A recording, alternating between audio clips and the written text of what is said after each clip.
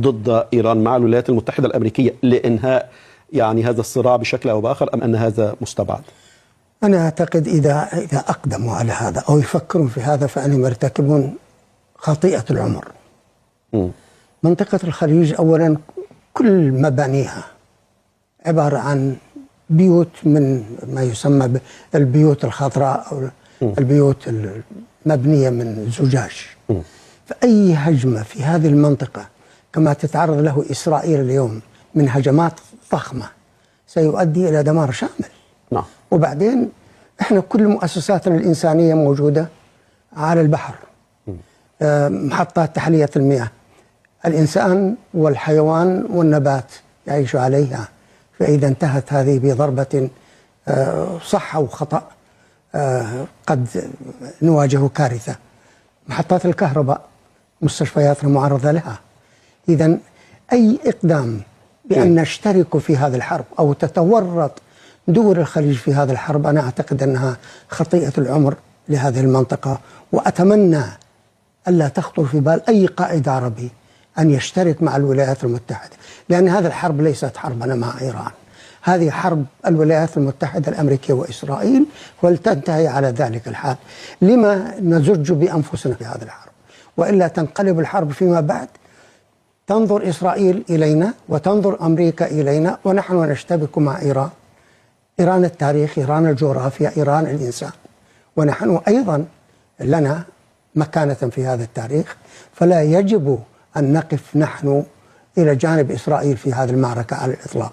بل بالعكس أنا أستغرب لماذا لم ندين منذ البداية العدوان الإسرائيلي، لأن هي التي بدأت العدوان في بداية الأمر، هي التي أشعلت نار الحرب، ولكن مع الأسف لم يظهر أي دولة عربية تدين عدوان إسرائيل على إيران. أنا ليس حبا في إيران، ولكن نحن ألم نقوم نحن بإدانة روسيا الاتحادية في عدوانها على أوكرانيا؟ أدمناها. فإذا لما لا ندين إسرائيل في عدوانها على إيران؟ وبالتالي نحتفظ بورقة نلعبها في هذا الموقف. لا، مع الأسف الشديد ضاعت علينا. لبنان الآن يتقسم ولم نسمع صوتا عربيا يتحدث عنه. غدا أو بعد غد أو في خلال شهر ستصل إسرائيل إلى العاصمة اللبنانية، إلى عاصمة دولة عربية، وتحتلها كما احتلتها في ثمانينات القرن الماضي. نعم. وبالتالي سوريا أيضا تتعرض لضرب، غزة 2 و3 أشهر وما زال الضرب عليها إلى اليوم. إسرائيل يعني تخلق حرب من أجل أن ننسى حرب أخرى، وبالتالي نسينا حروبنا، وهي تتمتع في وطننا العربي بما يجب أن تكون، بما لا يجب أن تقوم نعم. به. فهي الآن نحن في المأزق التاريخي الذي نعيش فيه. أنا أدعو بصوت العقل أن نسارع إلى المبادرة التي تقودها الآن باكستان وجماعة بأن يسارعوا في امتصاص هذه الحرب وإيقافها، والدعوة الحقيقية إلى إيقاف هذه الحرب وليس الاشتراك فيها أو الاقتراب من الاشتراك فيها تحت أي تهديد.